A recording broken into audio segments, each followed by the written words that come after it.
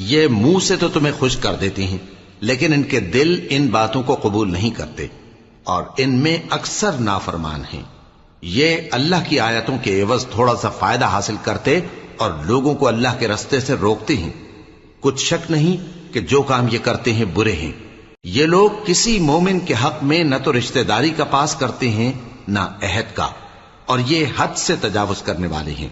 اب اگر یہ توبہ کر لیں اور نماز پڑھنے اور زکوٰۃ دینے لگیں تو دین میں تمہارے بھائی ہیں، اور سمجھنے والے لوگوں کے لیے ہم اپنی آیتیں کھول کھول کر بیان کرتے ہیں۔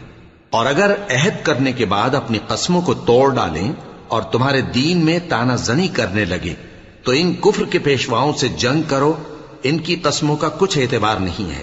عجب نہیں کہ اپنی حرکات سے باز آ جائیں۔